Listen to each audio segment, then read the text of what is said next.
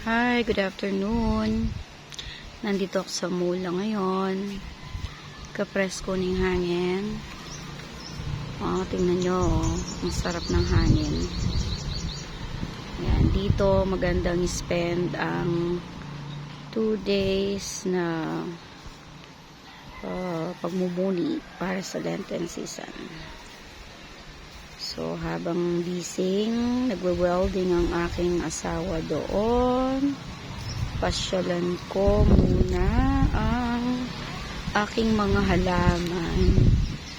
Ayan, meron na ako nakatanim dito. Malalaki na ang aking mga avocado, kasoy, kaimito, mga saging, mga langka tinanim ni tatay. Yun, ang daming mangga, maraming bunga yung mangga ngayon.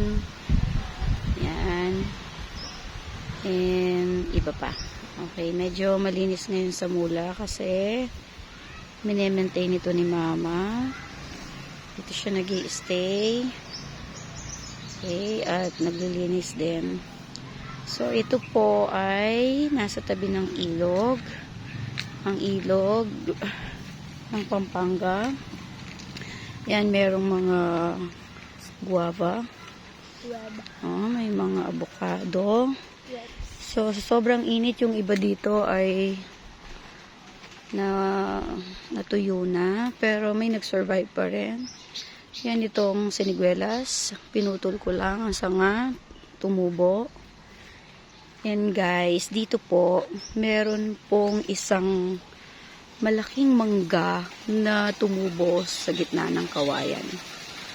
Naalala ko, 10 years ago, nung pumunta kami dito, yan, hinagis lang yung butong yan sa gitna ng kawayan. Pero ngayon, ayan o, nakikipag-compete siya sa sustansya na nakukuha niya sa lupa at saka sa araw. Pero nung namunga ito, masarap ito. Indian mango. Okay, yun. Malaki na rin yung mga longgan. No? Ito yung santol. Medyo wala pa siyang bulaklak ngayon. Pero yung mga mangga, may mga bulaklak na. Ay gumawa ng papag dito si mama. And kumuha din siya ng kubo doon. Ito ang balimbing.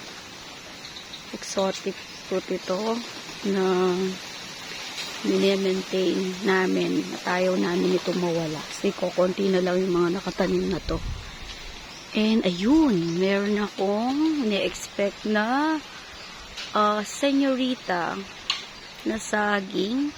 Ito dito banda marami pa rin tanim na langka. Sana 5 to 10 years from now mamunga na ang mga ito. Ayan yung aking mga avocado na tinanim pa ni tatay bago siya mawala. And ayun, yung kauna-unahan na langka na tinanim niya ay mataas na at marami na siyang bunga. Ayan ang aking mga langka. Kaya lang sa sobrang init medyo natutuyo ang iba. Okay, meron din akong avocado doon. Ito yung mga saging na to, saging saba. Okay, yung mga papaya ko dito bago namatay ang aming co-teacher si Ma'am Ami. Tinulungan niya ako na putulin yung mga papaya ko dito, yung mga malalaking papaya. Ngayon, meron na namang umuusling bago mga papaya. And, yan yung aking isa pang avocado.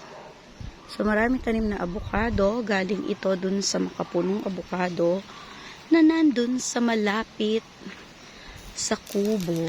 Ayan. Kung nakikita nyo, busy-busy ang aking asawa sa pagwe-welding ng kog-kog. Pamasada sa na ilalagay na parang sidecar na ilalagay sa kanilang motor. Kasi dito, ang kabuhayan ng iba ay namamasada sila sa barangay. Naghahatid ng mga bata na pumapasok sa school. And pinapagawa yan, yung project na yan, ng ibang tao. At, yan. Kung sino po ang gusto magpagawa ng sidecar, ng kogkog, kontakin nyo lang po ang aking asawa. And this one, ito ang avocado na ngayon ay marami siyang bulaklak. Kaya yan, dilaw-dilaw na ang kulay niya. And ito po ang concrete na bahay sa mula na hanggang ngayon hindi ko pa napapabubungan. So, darating na panahon makukumpleto yung bahay na yan. Ayan po ang aming lupa na kapaki-pakinabang dito sa Barangay Kansinala. Ayan ang ilog. Okay. Thank you for watching. Goodbye.